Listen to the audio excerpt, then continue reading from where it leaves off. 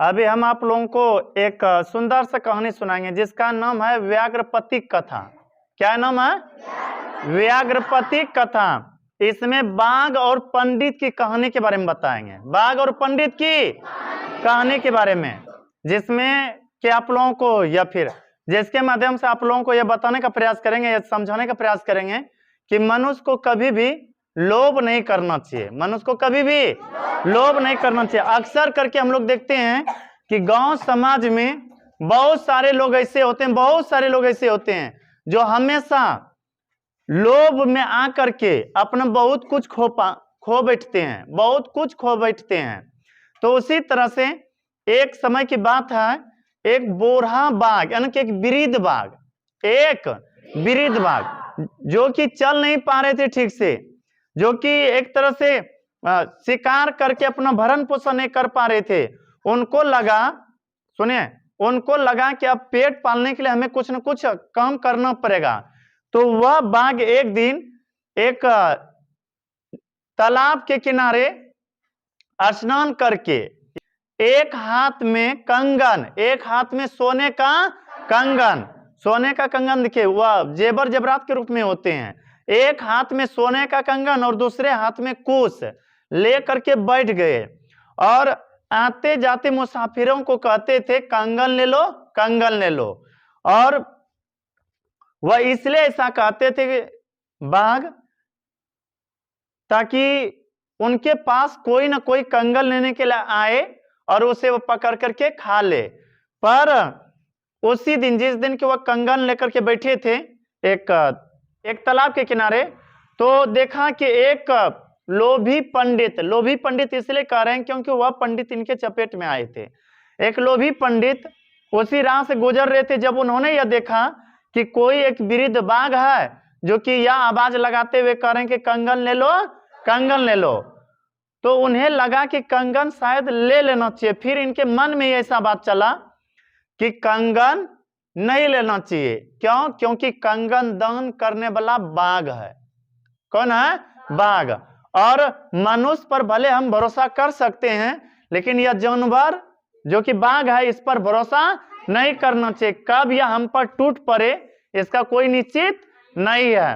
तो फिर भी इनको नहीं रहा गया, इनको लगा कि दान ले लेना चाहिए। आप लोग भी देखे होंगे कई जगह पर, जब आपको कोई ऑफर करेंगे ना, कुछ भी पैसा वैसा या कुछ भी हो, तो आपको लगेगा कि लेना चाहिए, फिर लगेगा नहीं लेना चाहिए, फिर लगेगा कि ले लेना चाहिए। और अंत तक में बहुत सारे लोग सही फैसला नहीं ले पाते हैं, जिसके कारण से बहुत अनहोनी हो जाते हैं। तो इनको लगा कि सोना का कंगन है, इसे किसी न किसी तरह से ले लिया जाए दान में। तो इनको फिर भी शक था कि कहीं यह बाघ हमें पकड़ के खा ना जाए, इसलिए पूछे कि आखिर आप इस कंगन को दान क्यों कर रहे हैं, आप इस सोने के कंगन को दान क्यों कर रहे हैं। तो उस वृद्ध बाघ ने कहा कि हम इस कंगन को दान इसलिए कर रहे हैं क्योंकि हमने प्रारंभिक समय में बहुत पाप कमाया है, बहुत पाप।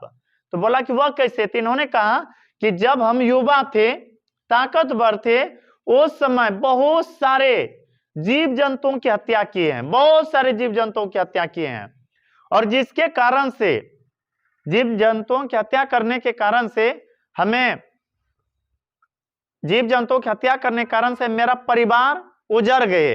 न तो अभी हमारे इस संसार में पुत्र रहे, न ही पुत्री, मतलब एक भी संतान नहीं हमें बचे हैं। और इतना ही नहीं, बल्कि मेरा पत्नी भी इस संसार को छोड़ करके चले गए हैं। सीधा सीधे कहें तो यह कि वृद्ध बाघ के परिवार में एक भी संतान या कोई व्यक्ति या कोई सदस्य नहीं थे। तो यह जब व्यथा सुनाए किनको? पंडित को। उनको लगा कि यह शायद सही बोल रहे हैं। तो फिर लगा कि हम आप पर विश्वास कैसे करें कि आप हमें सच में कंगन दान कर रहे हैं। तो इन्होंने, बाघ ने कहा कि आखिर हम आपको कैसे समझाएं। देखिए, एक हाथ में कुश है और कुश थोड़ा पवित्रता का प्रतीक होता है, और इसके माध्यम से हम आपको यह विश्वास दिला रहे हैं कि हम अत्याचारी दुराचारी अब नहीं है। हाँ, पहले थे लेकिन अब दुराचारी नहीं है। तो फिर जब थोड़ा देर तक रहे तो बाघ के बातों में उलझ गए कौन? पंडित। और वह इनके पास आते हुए कहा कि ठीक है, दीजिए हमें कंगन, हमें कंगन दे दीजिए। किसने कहा? लोभी पंडित ने कहा।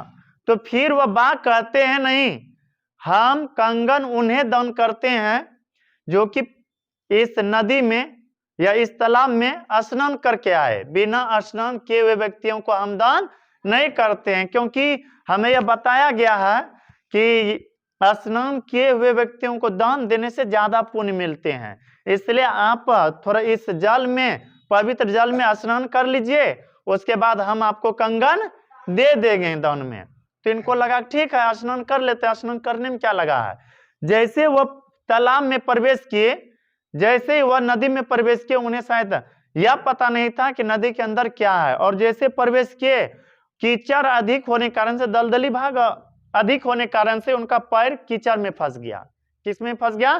कीचड़ में। वह बस चिल्लाने लगे कि बचाइए बचाइए, हम कीचड़ में फंस गए हैं। तो बाघ जो थे ना, वह बहुत होशियार थे। वह तो इनको उलझाने के लिए, कीचड़ में फंसाने के लिए कहे थे कि जाइए स्नान कीजिए। इसलिए बाघ ने ऐसा चाल चले थे, क्योंकि उनको लगा कि यदि हम मान लीजिए कैसे हमला करेंगे, कहीं वह पंडित भाग ना जाए। भाग भी सकता है ना, क्योंकि वृद्ध बाघ हो गए थे। तो इसलिए इनको लगा कि यदि वह कीचड़ में खुद फंस जाएंगे, फिर आराम से उसे हम चट कर सकते हैं। कहा ठीक है। उन्होंने नहीं, जैसे ही पंडित ने आवाज लगाया कि बचाइए बचाइए, तो फिर इन्होंने कहा ठीक है, हम बचा देते हैं। तो जैसे हाथ इस तरह से बढ़ाए पंडित ने, और उसे पकड़ करके चट कर गए, मतलब खा लिए। किसने? बाघ ने। तो देखिए, इस पाठ से यदि कोई पूछे कि क्या शिक्षा मिलते हैं, तो कहिएगा इस पाठ से हमें बस यही शिक्षा मिलते हैं कि कभी भी मनुष्य को लोभ में आ करके गलत फैसला नहीं लेना चाहिए। मनुष्य को कोई भी कार्य करने से पहले यह सोच लेना चाहिए कि इसका परिणाम क्या होने वाला है।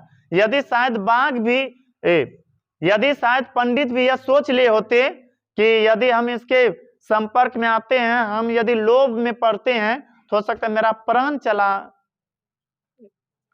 मेरा प्राण जा सकता है। तो क्या वह पंडित, लोभी पंडित, बाघ के संपर्क में आते? नहीं। लेकिन वह लोभ किया उन्होंने और बाघ के संपर्क में आए, अंत में उन्हें क्या गंवाना पड़ा? प्राण गंवाना पड़ा। आप जहां भी रहते हैं, जिस परिवार में रहते हैं, उस वहां पर देखिएगा कुछ लोग होते हैं जो कि एक तरह से दूसरे के लालच में आकर के वो उलझन में पड़ जाते हैं। शायद उनको बहुत तरह से ऑफर किया जाता है। जैसे हम तो कई बार सुने हैं कि कहा जाता है कि चलिए हम नौकरी देंगे, पता चलता है कि पैसा ऐसे ही ठग लिया गया।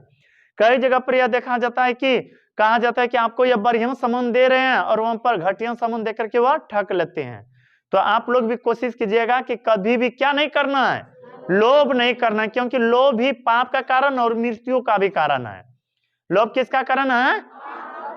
पाप और मृत्यु का कारण। देखिए, पाप का तो कारण है ही, लेकिन यहाँ पर मृत्यु का कारण क्यों बोल रहे हैं? क्योंकि लोभ के ही कारण से किसको अपना प्राण गंवाना पड़ा? पंडित को।